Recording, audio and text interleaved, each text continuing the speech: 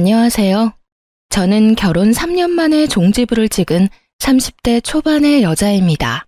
짧다면 짧은 결혼 생활 동안 제가 겪었던 일을 이야기해 볼까 해요. 저와 남편은 사장과 직원 사이로 처음 만나게 되었어요.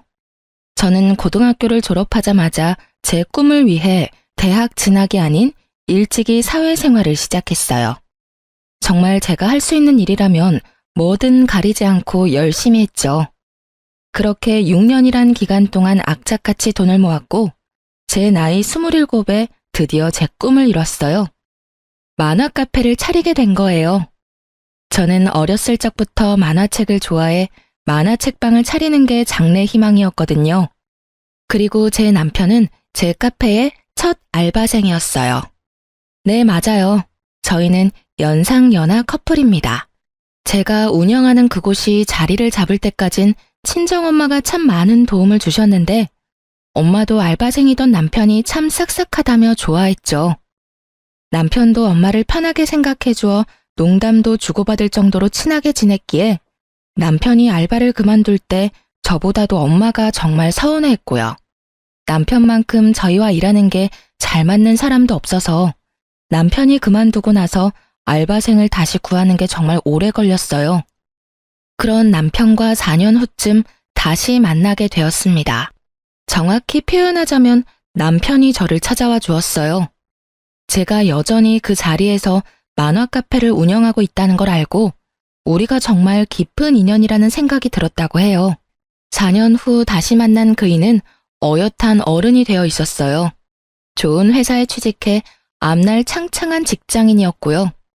남편은 돌고 돌아 다시 만난 소중한 사람이라며 온 진심을 다해 저를 사랑해 주었어요. 그 마음에 저는 남편과 미래까지 약속하게 되었어요. 결혼 인사를 갔을 때 엄마가 남편을 바로 알아보곤 얼마나 좋아하셨는지 몰라요. 엄마, 나랑 결혼을 전제로 만나고 있는 사람이야. 엄마한테 가장 먼저 소개하고 싶었어요. 어머, 너 건이 아니니? 이게 무슨 일이야? 이게 어떻게 된 거야? 너희가 지금 교제 중이라고? 건강히 잘 지내셨죠?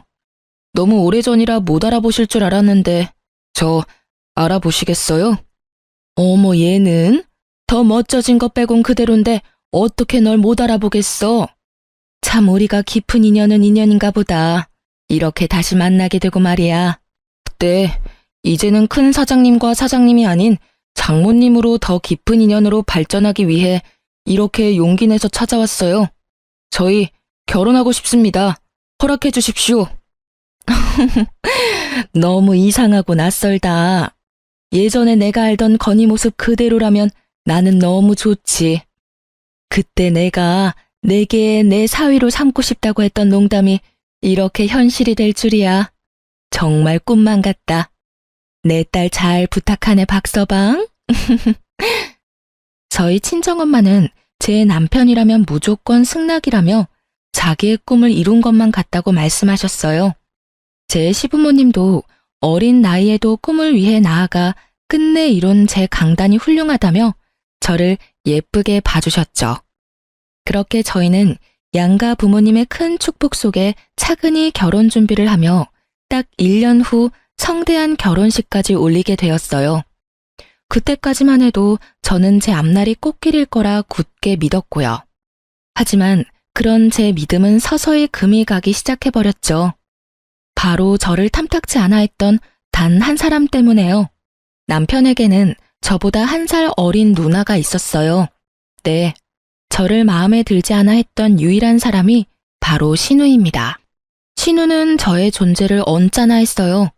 그 이유는 제게는 참 황당 그 자체였죠. 학력은 고졸해 고작 만화 카페를 운영하는 하찮은 사람이라며 자기 가족이 되기에 저는 너무도 부족하다고 여겼어요. 제 신우는 대학을 졸업하자마자 대기업에 취직까지 한 똑똑한 사람이에요. 직장인으로 지내면서도 배움에 대한 집착이 여전히 컸던 사람이라 가방끈 짧은 저를 성에 차지 않아 했어요. 그런 사람이 있는 집안에 왜 시집까지 갔느냐고요? 그만큼 저는 남편을 사랑했고 또 시부모님도 제게 참 잘해주셨으니까요. 시부모님은 신우가 제 험담이며 무시할 때 늘 제 편에 서주셨거든요. 도대체 건이 너는 쟤 어디가 좋다고 결혼까지 하겠다는 거야? 우리보다 한참 부족한 저런 애가 시집을 오면 집안 망신인 거 몰라? 대학 문턱도 못 밟은 데다 다른 것도 아니고 만화 카페? 진짜 허접하다 못해 볼품없잖아. 난 정말 이 결혼 싫어. 반대라고. 어허, 예비 며느리 앞에서 예의를 갖춰라. 아무리 철이 안 들었다지만 나이값도 못하고 사람을 단면만 보고 판단하는 것만큼 어리석은 짓도 없다. 매사에 깊이 생각하고 경솔한 언행은 삼가해라. 다른 면에서는 너보다 훌륭한 점이 많은 아이란 걸 왜 몰라? 아빠, 무슨 그런 망발을 해. 내 어디가 어때서 저런 뭐 하나 잘난 것 없는 저 애랑 비교하느냐 말이야. 내가 보기엔 나 빼고 여기 있는 모든 사람이 다 어리석다고. 누나, 말 조심해. 나랑 미래를 약속한 사람이야. 지금처럼 무시하는 태도 더는 못 참아. 자기 꿈을 위해 포기할 줄 알고 또 명확히 선택할 줄 아는 멋진 사람이야. 누나나 나처럼 부모 그늘에서 더 쉽게 모든 것을 얻은 우리와는 비교도 안 될 만큼 현명한 사람이라고. 저는 제 가치를 분명히 알아봐주는 남편과 시부에게 감사했어요. 이런 가족이라면 신우의 미움쯤이야 감내할 수 있을 거라 생각했고요. 저는 제게 마음 써주는 시부모님이 좋았고, 그래서 자주 함께하며 예쁨 받기 위해 더 노력했어요. 시댁에서 예쁨을 받는다면 모든 며느리가 걱정하는 고부 갈등쯤은 잘 극복하며 정말 딸처럼 시댁 사랑받으며 지낼 수 있을 테니까요. 하지만 여러 차례 시부모님께 쓴소리를 들은 신우는 변함없었어요. 이미 저를 색안경 끼고 바라보았기 때문에 제 노력을 무시하고 저더러 시부모까지 꼬여낸 불려우라고 했거든요. 태생이 꼬리치는 팔자를 타고 나서 똑똑한 신랑을 꼬셔낸 것도 모자라 시부모님까지 꿰어내려 아양을 떨어댄다고 저를 너무 싫어하더라고요. 오죽하면 한참 결혼 준비에 눈코 뜰 새 없이 바쁜 날들을 보내고 있을 때 시댁 식구들 모르게 제게 찾아와서는 못나게도 굴었어요. 나보다 나이 조금 더 먹었다고 가르치려 들지 말고 잘 들어. 더는 눈꼴 셔서 못 보겠으니까 이만큼 우리 가족 기만하면서 재미 봤으면 어쩌지 못할 관계까지 가기 전에 그만 내 동생이랑 헤어져. 내 동생이랑 결혼해서 기구한 팔자 펴볼 생각인 거 누가 모를 줄 알아? 저는 어머님과 아버님을 기만한 적이 없어요. 형님, 그리고 건희 씨와 헤어질 마음도 없고요. 모두 좋은 분들이라는 걸 너무 잘 알아요. 물론 형님도 좋은 분일 거라고 생각해요. 저의 어떤 부분이 마음에 들지 않는지 잘 알아요. 제가 꿈을 위해 했던 선택들이 오답이라고 여기시는 거죠. 하지만 꼭 대학을 나와야지만 인성이 갖춰지는 건 아니잖아요.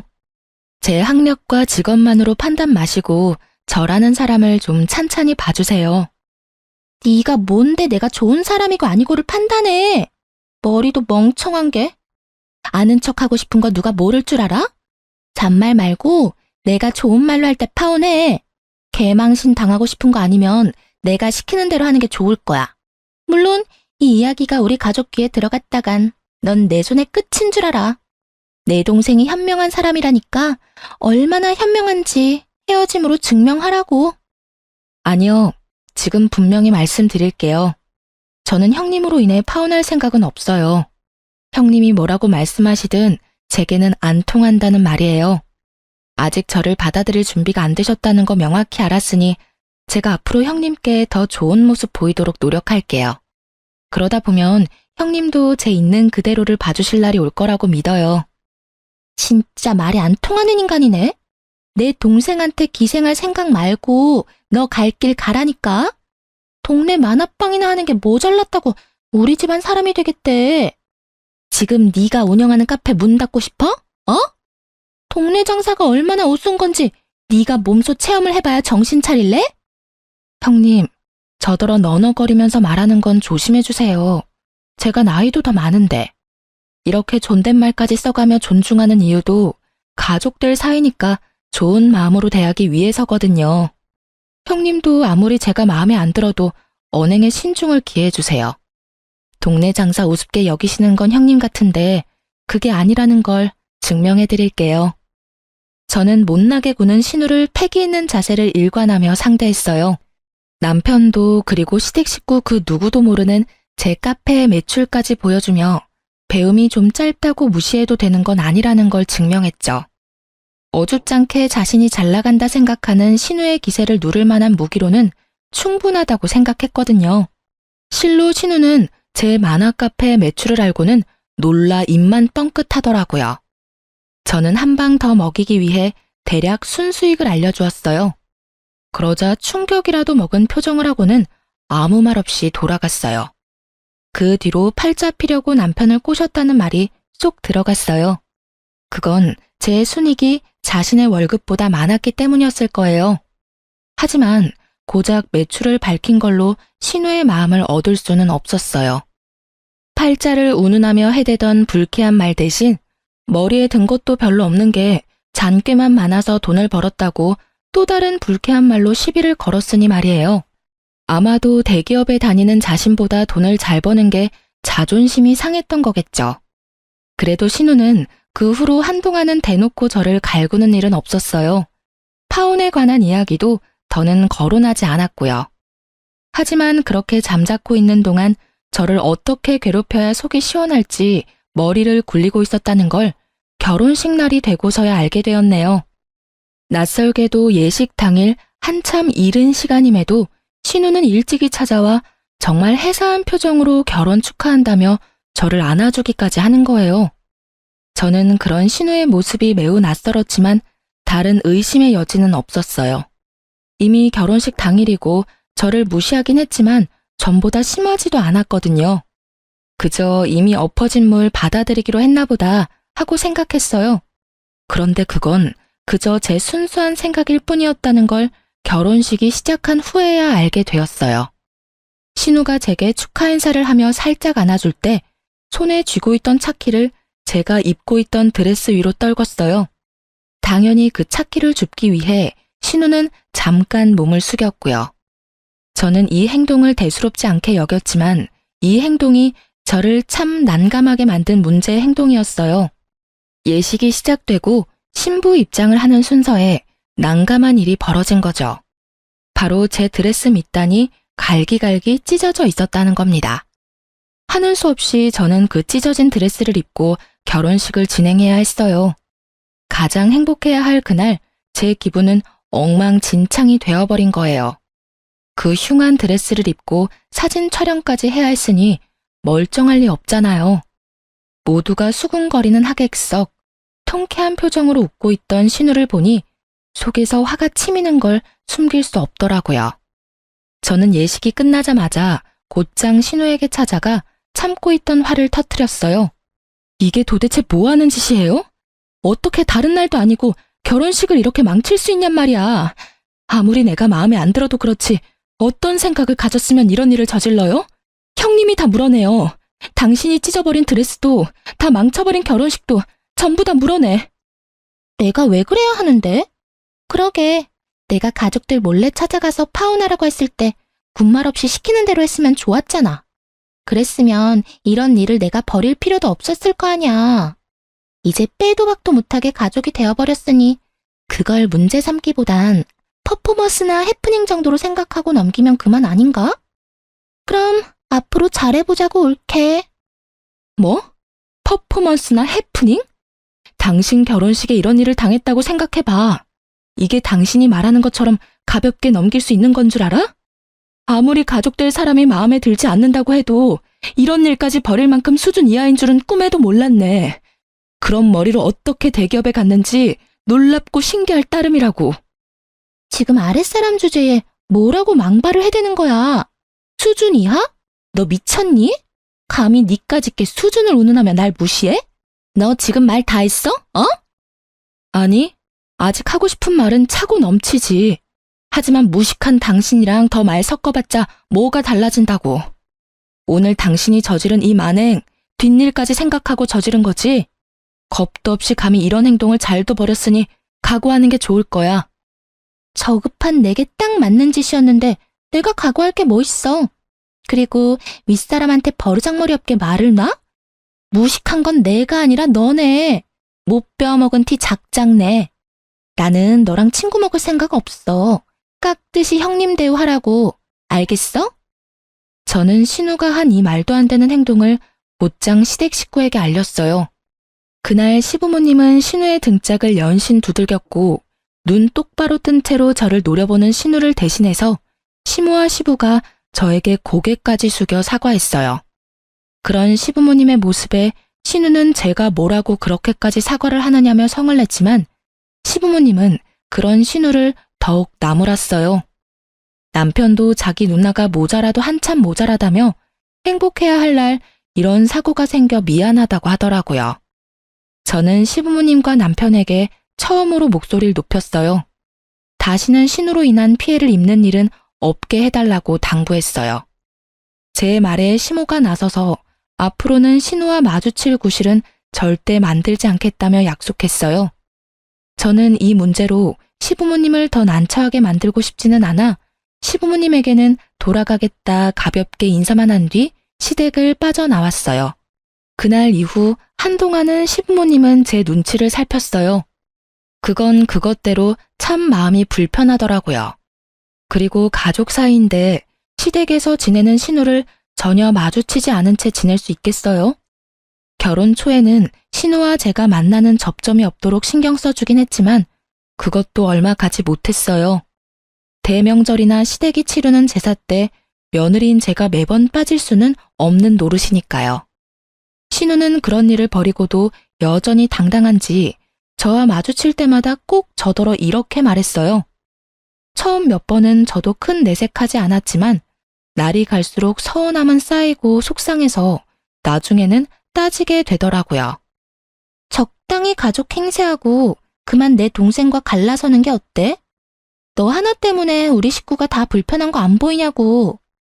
불려울을 이렇게 마주하고 있으려니까 불쾌하고 소름 끼쳐서 마음 편히 집에 있을 수가 없네 진짜. 도대체 꾸준히 제게 왜 그러시는 거예요? 제 어디가 그렇게 마음에 안 들어서 사람을 그렇게 못 잡아먹어 안달인데요. 이제 가족까지 된 마당에 이렇게까지 일관되게 저를 배척하는 이유가 뭐냐고요. 그걸 몰라서 물어? 이래서 가방끈 짧은 것들은 말이 안 통해. 나는 가족으로 받아들인 적도 없는데 우리가 무슨 가족이야? 나는 너처럼 저급한 애랑 가족될 생각이 전혀 없어. 결혼했든 안 했든 넌 그저 내겐 외지인이고 우리 가족 꼬여낸 여울 뿐이라고.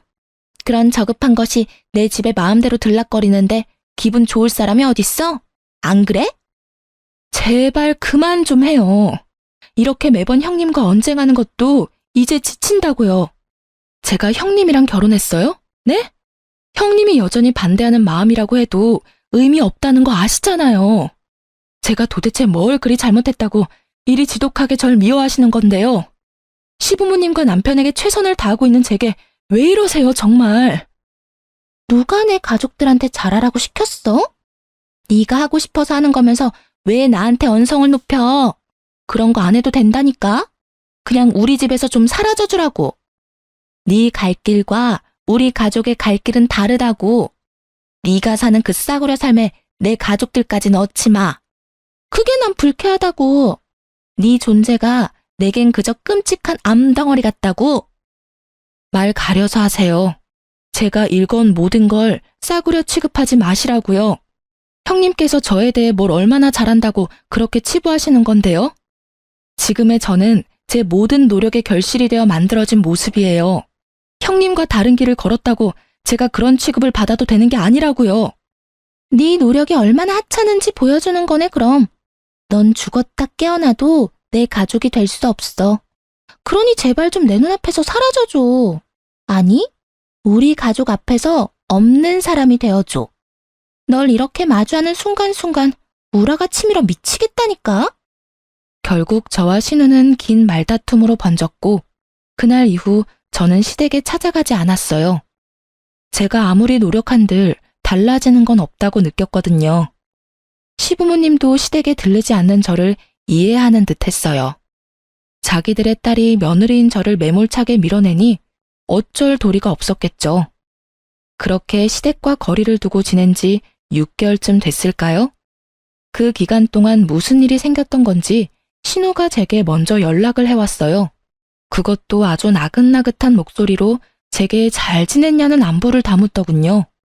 하지만 저도 결혼식 날 당했던 전적이 있어 쉬이 경계가 풀어지지 않았어요. 그런데 신우가 제게 꼭 부탁할 것이 있다는 거예요. 절대 못나게 굴 생각으로 연락한 게 아니라며 시간 좀 내달라고요. 그리도 저를 하대하던 신우가 돌연 부탁이라니 어떤 걸지 전혀 짐작도 가지 않았어요. 저는 카페 자리를 비울 수 없던 터라 제 만화 카페로 와달라고 했고 그렇게도 끔찍해하던 제 만화 카페까지 흔쾌히 오겠다고 하더군요. 신우는 제 카페에 와서는 그날따라 이상하게도 이곳저곳 살펴댔어요. 저는 그런 행동이 너무도 의아했지만 혹시나 직장을 그만두고 사업이라도 벌이려는 건가 하는 생각이 들더라고요. 물론 제가 입 밖으로 그 말은 꺼내지 않았지만요. 그런데 제가 무슨 말을 꺼내기도 전에 신우가 먼저 입을 열었어요. 저더러 꼭 비밀이라며 저만 알고 있으라며 이야기하기 시작했죠. 신우의 말은 이랬어요. 얼마 전 직장에서 부당한 일을 당하게 되었고 그로 인해 번아웃이 왔다고요. 그래서 막무가내로 앞뒤 생각 없이 사직서부터 던지고 나왔는데 뭘 해본 적이 없으니 막막하다는 거예요. 그러면서 넌지시 저에게 처음부터 그렇게도 못나게 굴었던 이유를 털어놓았어요. 내가 올케한테 참 모진 언행을 일삼았잖아. 그게 다 부러움이랄까 질투랄까 그런 감정 때문이었어. 네? 갑자기 그게 무슨 말씀이세요? 질투라니, 형님께서 제게 무슨 질투를 느꼈다는 건지 전혀 모르겠는걸요. 당연히 모르겠지. 내 가족들도 모르는 내 마음을 올케가 어떻게 알겠어? 사실 나도 올케처럼 가슴에 품었던 꿈이 있었어. 내 모든 것이 오롯이 담긴 나만의 가게를 차리고 싶었다고 나도. 하지만 나는 남의 시선이 참 중요한 사람이라 그러지 못했어. 올케도 알잖아. 내 학벌에 대한 내 근자감 말이야. 근자감이라뇨. 자신감이라는 표현이 맞죠. 저는 대기업 다니는 형님이 참 똑똑한 분이라고 생각해요. 아무리 저에게 못되게 구셨어도 그 생각은 변함없고요. 그렇게 말해줘서 고마워, 올케. 아무튼 나랑 다르게 남의 시선 생각 안 하고 꿈을 이뤄낸 올케가 너무 부러웠어. 그래서 그게 너무 배 아프더라고. 시샘을 부르지 않을 수가 있어야지. 미안해. 진심이야. 그런 마음에서의 미움이었다니 전혀 몰랐어요. 그런데 갑자기 제게 이런 말씀을 하는 이유를 좀 물어도 될까요? 나도 일이 이렇게 된 김에 나만을 위한 무언가를 이루고 싶어. 그런데 아무것도 모른 채로 맨 땅에 헤딩하는 것보단 이미 그 길을 걸어온 올케에게 털어놓고 도움을 받고 싶어서 말이야. 혹시 날 좀 도와줄 수 있을까? 이 기회로 형님과 좋은 관계로 발전할 수 있다면 제가 할 수 있는 최대한 도움을 드려야죠. 구체적인 계획은 있으세요? 괜찮다면 제게 알려주시면 좋겠어요. 사실 아직 구체적으로 뭔가 계획을 세우진 못했어. 나한테도 너무 급작스러운 상황이라서. 저기 그래서 말인데 괜찮다면 올케네 가게에서 아르바이트라도 하며 일을 좀 배울 수 있을까? 신우의 고백은 정말 예상치 못했던 이야기였어요. 제 도움이 필요하다며 사과까지 하는 신우를 어떻게 돕지 않을 수 있겠어요? 드디어 저를 가족으로 인정받는 것 같아 들뜨기까지 했던걸요. 저는 신우의 부탁에 마침 2호점을 준비 중이었던 터라 1호점을 저 대신 관리해줄 직원으로 신우를 고용하면 좋겠다는 생각에 흔쾌히 신우의 부탁을 들어주었어요. 신우는 처음 한 달 동안은 제게 적극적인 태도로 일을 배웠어요. 가끔 손님이 없어 한가할 때는 신우와 시시콜콜한 이야기까지 나누며 정말 더없이 좋은 날들을 보냈죠. 하지만 앞으로도 이렇게 잘 지낼 수 있기를 희망하던 저의 기대가 와르르 무너지기까진 그리 오래 걸리지 않았네요. 신우에게 1호점 관리를 맡긴 지 석 달 만에 어김없이 일이 생겼어요. 그날은 제가 2호점 오픈 준비가 거의 끝나갈 쯤이기도 하고 신우가 첫 달과는 달리 시간이 갈수록 업무에 관한 미흡한 부분이 많아져서 넌지시 이야기도 할 겸 식사 자리를 함께 하려고 했죠. 그렇게 평소보다 조금 일찍 1호점으로 넘어갔어요. 그런데 제 만화 카페가 정말 난장판도 이런 개판이 없다 싶을 정도로 엉망인 거예요. 거기다 신우는 손님이 있건 없건 어디서 났는지 카운터 밑에 이불까지 펴고 누워있는 겁니다. 저는 그런 신우 모습에 머리 끝까지 화가 났어요. 이게 다 무슨 꼴이에요? 여기 이렇게 누워 계시면 어떡해 해요? 손님이 안 계신 것도 아니고 카페도 엉망진창인데 이리 태평하게 쉬고 있으면 안 되죠. 관리할 게 뭐 있어. 손님들한테 책 보고 나면 밤납대에 꽂지 말고 제자리에 바로 꽂아두라고 말해놨어. 그리고 먹은 음식들은 이따 퇴근하기 전에 몰아서 설거지하는 게 편하잖아. 그릇 부족하면 다 떨어졌다고 하면 그만이고. 옳게 사장이라고 유난 떨지 마. 꼴 사나워 보여. 형님, 저더러 도와달라고 하신 지 얼마나 되셨다고 이렇게 의욕 없이 퍼질 수 있어요. 그리고 어쨌든 제가 매달 노동값을 지불하는 입장인데 이렇게 관리가 안 되면 제가 어떻게 월급을 챙겨드려요? 참 더럽게 쫑알대네. 월급 얘기가 나와서 말인데 내가 생각해보니까 이렇게 내가 시간 낭비할 필요 없지 싶어. 어차피 끝까지 나 돕기로 하고 시작한 거잖아. 그러니까 그냥 잔말 말고 1호점 매출 딱 절반 떼서 매달 나한테 보내. 지금 무슨 말도 안 되는 소리를 하시는 거예요. 제가 왜 카페 매출에서 절반이나 형님께 드려요? 노동한 값으로 치면 지금 돈을 주는 게 맞나 싶을 정도라고요. 올케가 나 도와주겠다며. 이제 와서 모르쇠 하면 안 되지. 계속 주라는 것도 아니고 내가 당장 하고 싶은 게 생겼거든? 그게 자리 잡기 전까지 자금이 필요할 거 아니야. 그러니까 나 이렇게 부려먹으면서 돕는 척 말고 그냥 돈으로 편하게 도와주라고. 형님이 제 자식이라도 돼요? 아니, 자식도 그렇게 거저먹으려고는 안 하죠. 어떻게 그런 뻔뻔한 요구를 할 수 있는지 황당할 뿐이네요.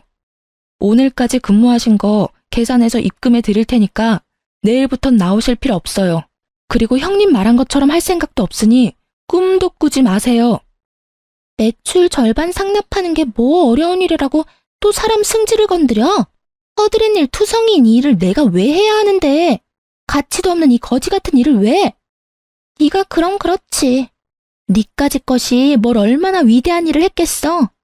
다음 달부터 매달 총 매출의 반 나한테 상납해. 돕겠다고 입 밖으로 말을 뱉었으면 찍소리 말고 내가 시키는 대로 해. 저는 끝까지 단호하게 그럴 수는 없다고 거절했어요. 그리고 다시는 제 카페에 발도 들일 생각 말하고 딱 잘랐고요. 그런데 그때부터 신우는 내게 돈을 맡겨놓기라도 한 사람처럼 매일같이 저를 찾아와서는 돈 타령을 하며 저를 볶아댔어요. 정말 이렇게까지 더럽게 얽힌 인연이 있을까 싶을 정도로 징글징글 하더라고요. 돈 타령만 했으면 나았을까요? 신우는 나중에는 제게 말이 안 통한다며 매출의 절반을 떼서 보내지 않으면 제 만화 카페를 당장이라도 문 닫게 만들어버리겠다며 협박까지 일삼았어요. 그리고 형님이 제 카페에서 잘린 지 딱 한 달 되던 날, 저는 당연히 상납하지 않았고 신우가 또 찾아왔어요. 제 카페에 들어와서는 책꽂이에 꽂혀있던 책을 모두 끄집어내고 인기 있는 책들은 다 찢어버리고 가게의 모든 물건을 파손해댔어요. 폐악질도 이런 폐악질이 없다고 느낄 정도로 그 짧은 시간에 카페 내부를 난장판으로 만들더라고요. 힘이 어찌나 센지 아무리 뜯어 말려도 말려지지도 않았고요. 어쩌다 이런 일까지 겪게 된 걸까요? 제 꿈을, 제 모든 걸 신우는 그렇게 짓밟았습니다. 저는 통제되지 않는 신우를 신고했어요. 경찰이와 제압하고 나서야 정신 나간 신우를 막을 수 있었어요. 저는 남편과 시부모님한테 이 사실을 모두 알렸어요. 그리고 영업방해로 신우를 고소했어요. 시댁 식구들은 제게 결혼식 때 있었던 사건처럼 사과하며 선처해달라고 하더군요. 시모는 자기가 전부 변상할 테니까 가족끼리 일 크게 만들지 말라는 말까지 했고요. 저는 그런 시모에게 제가 가족이 맞긴 하냐고 따져 물었어요. 제가 정말 가족이 맞긴 해요? 왜 늘 저만 당신들과 잘 지내기 위해 노력해야 해요? 형님이 저더러 돈을 내놓으래요. 잘 지내고 싶으면 돈을 주래요. 이게 어머님께서 말씀하시는 가족이 맞아요? 미안하다. 정말 미안해. 내가 이렇게 사과하마. 그러니 제발 노여움 풀고 내 딸 좀 모진 일 당하지 않게 선처해 주렴. 제발. 그럼 제가 당신 딸에게 당한 모진 일은요. 그간 두 눈으로 보셨으니까 다 아실 거잖아요. 저 법대로 할 거예요. 선처 따위 없습니다. 어머님, 아버님께서 저를 어떻게 생각하시던 상관없어요. 이번 일만큼은 그냥 넘어갈 수 없으니까요. 시몬은 제 손까지 붙들며 눈물로 호소했어요. 하지만 저는 절대 흔들리지 않았습니다. 아니, 흔들릴 수 없었어요. 저를 모욕해왔던 건 이악 물고 참아왔지만 제 전부를 이렇게 망쳐버린 신우를 용서할 수 없으니까요. 거기다 제게 협박까지 한 신우만을 걱정하잖아요. 협박을 받은 건, 피해 입은 건 바로 저인데 시댁 식구 중 그 누구도 제게 먼저 괜찮냐고 말을 건넨 사람은 없었어요. 저는 가족이라는 울타리에 갇힌 외지인일 뿐이었다는 걸 정말 절실히도 느꼈어요. 그뿐인 줄 아세요? 신우는 제게 신고당한 그 상황에서도 일말의 반성도 없었어요. 아니, 도리어 배째라는 식으로 뻔뻔하게 나왔죠. 니까짓게 합의 안 해주면 어쩔 건데 이런 식으로요. 남편은 어땠냐고요? 여지없이 신우의 편을 들더군요. 그래도 자기의 누나인데 어떻게 이렇게까지 할 수 있느냐며 원망을 쏟아내면서 말이에요. 당신이 누나더러 돕겠다고 했다며. 그래서 누나도 든든한 백이 생긴 거라고 생각했던 거겠지. 그리고 대기업까지 다닐 정도로 우리 누나는 많이 배운 사람이고 많은 경험이 있는 사람이야. 그런 사람이 당신에게 돈을 요구했다는 게 말이나 돼? 그럼 지금 내가 전부 거짓말이라도 하고 있다는 거야? 당신 누나가 내 카페를 그렇게 만든 게 전부 내게 돈 뜯어내려다 실패해서라고 몇 번 말해. 그 대기업 다니는 잘난 누나가 직접 이 사다를 만든 거라니까? 이유가 뭐든 당신이 돕겠다고 나섰잖아. 당신이 선택해놓고 이제 와서 이렇게까지 모질게 굴어야 해? 어떻게 사람이 그럴 수 있어. 가족이 가족을 상대로 어떻게 이래. 당신 말대로 내 도움이 필요하다면 기꺼이 돕겠다고 했어. 하지만 형님의 만행을, 나에게까지 미친 피해를 모두 감당하겠다고는 한 적 없어. 이래서 집안에 사람을 들일 땐 심사숙고해야 하는 건데 내 딸 꼬드겨 회사까지 그만두게 만들고도 뻔뻔하게 굴기까지. 엄마가 돼서는 내 딸 자식만 못났다고 나무라며 하나뿐인 며느리라고 예뻐했던 지난날이 다 후회스러워. 내 딸에 보는 눈이 딱 맞았던 거였어.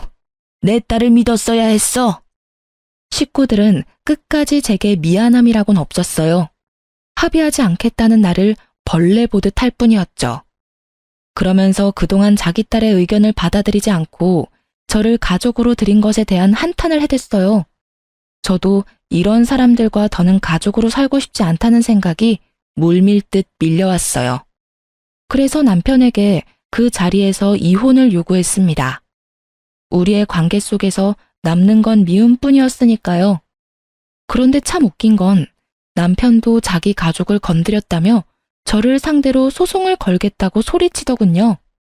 남편의 말을 듣는데 아무리 물러터진 저라도 어떻게 참고 고분고분 있을 수 있겠어요. 이혼 이야기를 막 꺼냈을 때만 해도 합의 이혼으로 깔끔하고도 간결하게 관계를 정리하고 싶었지만 그 마음마저도 사라졌고 곧장 소송을 걸었어요.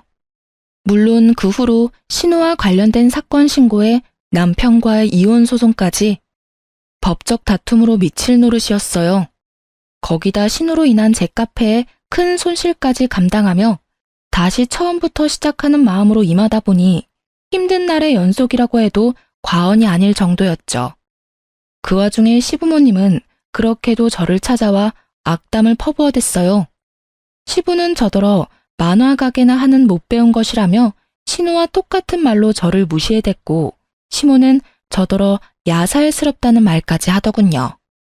이제야 결혼 전 저에게 강단 있다는 말을 했던 시부모의 본심을 알게 되었어요. 가방끈 짧아도 사업 능력이 좋은 것 같아 나중에 큰 쓸모가 있겠거니 했더니 우리 뒤통수를 칠 줄이야. 예쁘다 예쁘다 하며 지내주니까 진짜 네가 뭐라도 된 것 같았냐? 정말 생각하면 할수록 우라가 치밀어. 알아? 제발 저 좀 찾아오지 마세요.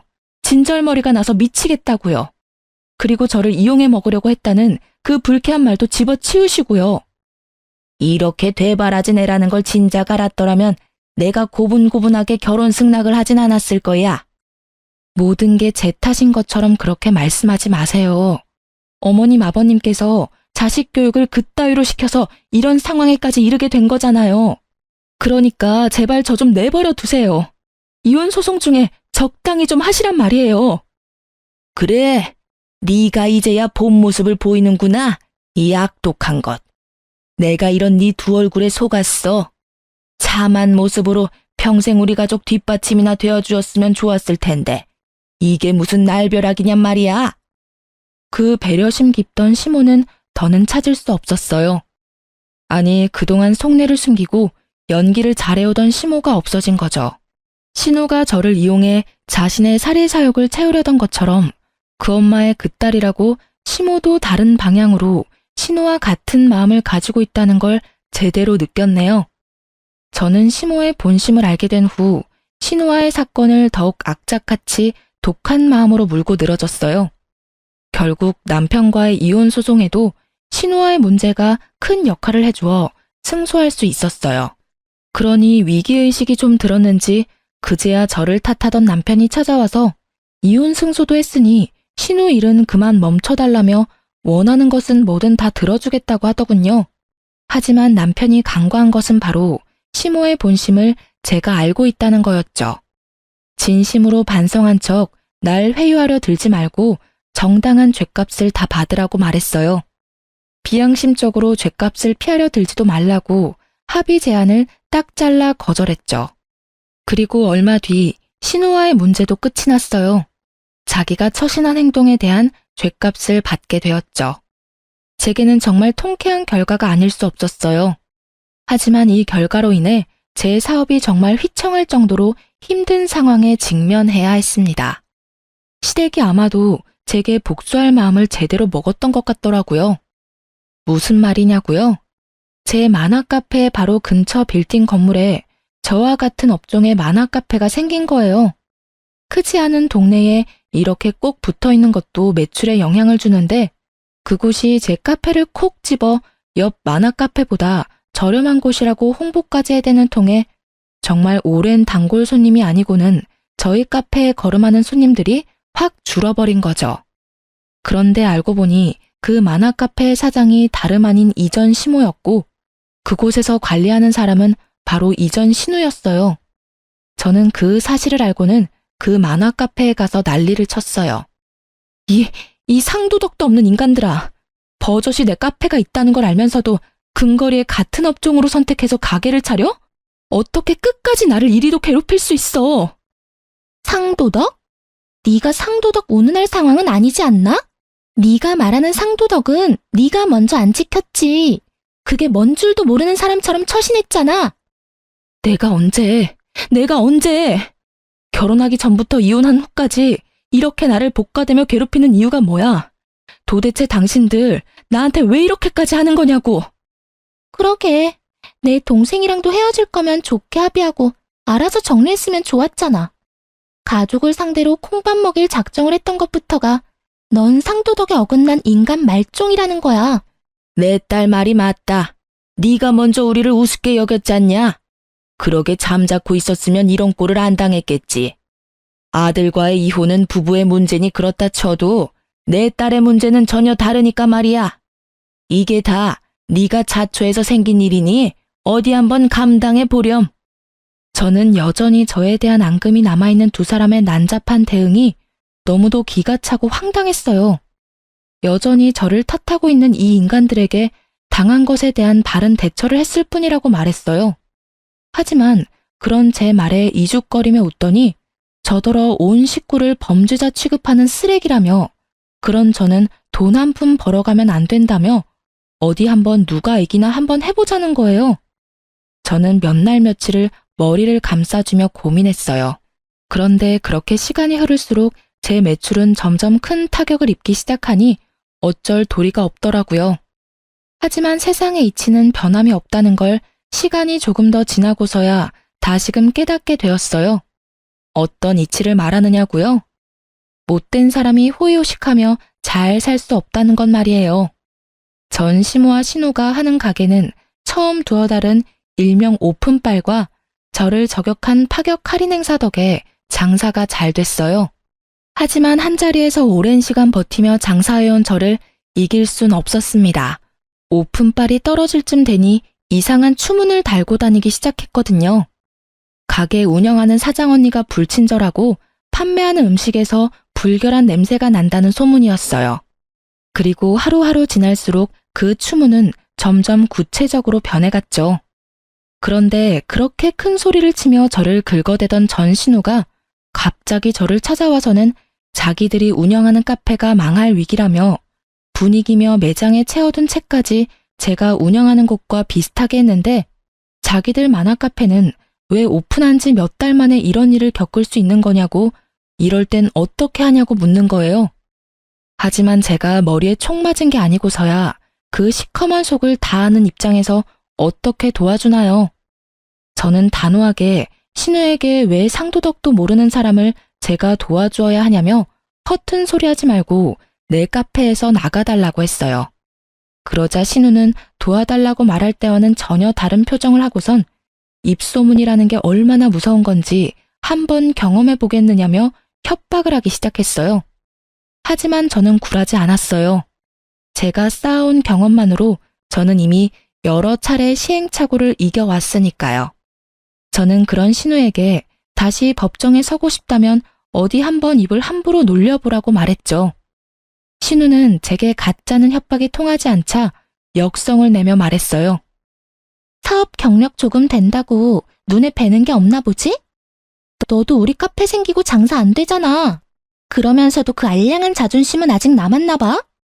네 그 하찮은 자존심으로 네 가게가 제대로 망해봐야 정신을 차리지? 우리가 너보다 배움이 더 많은데 너보다 못할 리가 없으니 말이야. 제발 네 카페가 얼마 못 가 망하길 바래. 그래야 우리가 재미를 보지. 덜 떨어진 말을 그리도 길고 정성스럽게도 할 필요가 있나? 지금이 어떤 상황인지 네 발로 직접 여기까지 와놓고도 몰라? 내가 망하기 전에 당신네들 카페가 먼저 망할 것 같은데 덕분에 내가 재미를 보게 생겼네? 할 말 다 했으면 그만 가줄래? 너희 망해가는 꼴 보려면 팝콘 좀 튀겨야 해서 말이야. 이 멍청한 게 뭐라고 짓거리는 거야? 너 두고 봐. 내가 가만히 두나 보라고. 네가 언제까지 이렇게 큰 소리나 칠 수 있을지 말이야. 두고 볼 것도 없는 게 까불지 마. 그리고 이제 우리 완전 남남인데 예의 좀 갖춰. 나이 차이도 나는 윗사람한테 눈 그만 부라리고. 제 말에 씩씩대며 돌아갔어요. 그리고 그로부터 한 달 뒤 두 사람은 제게와 무릎을 꿇었습니다. 알고 보니 전 시모와 신우가 차린 만화 카페는 전 남편과 전 시부 몰래 운영하기 시작한 거더라고요. 가진 비상금이 없던 상태에서 집안 남자들 몰래 대출까지 받아서 차렸던 거였어요. 그때만 해도 고졸인 저도 일궈낸 사업을 자기들이라고 못할 것도 없지 라는 자신감으로 말이에요. 오픈빨이 뭔지도 모르고 초반에 장사가 꽤 된다고 생각했던 오만함에 개버릇 남 못 준다고 제 가게에서 신우가 행동했던 것처럼 자기들의 카페에서도 그 행실 그대로 했던 거죠. 그로 인해 매장 관리가 되지 않는 것에 대한 소문이 일파만파로 퍼지게 된 거고요.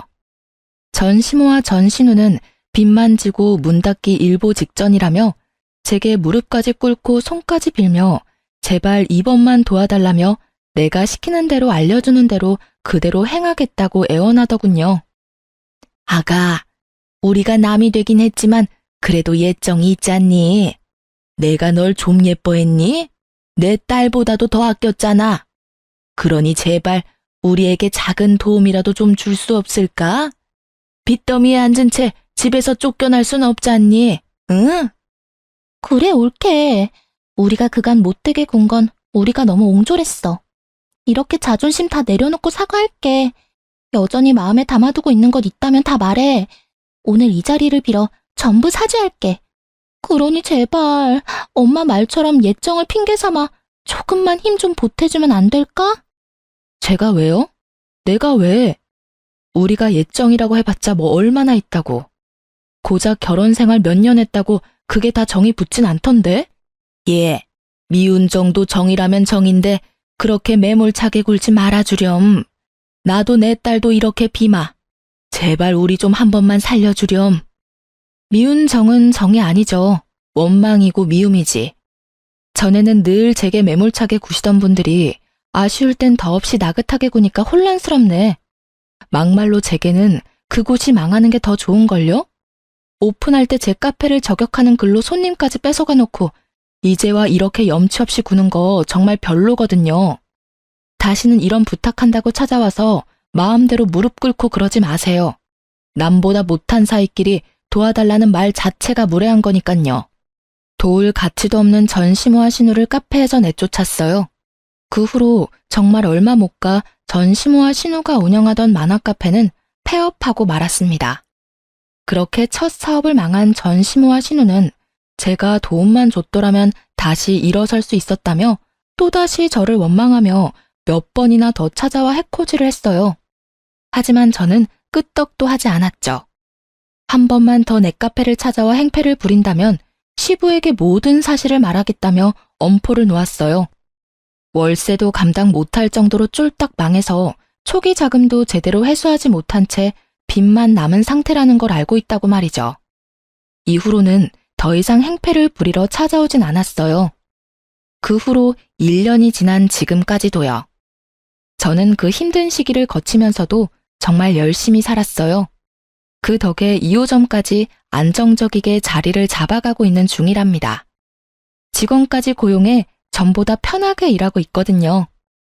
많지 않은 나이에 이혼 딱지를 달고 살아가는 건 썩 유쾌하지는 않지만 그렇다고 제 이혼을 후회하지도 않아요.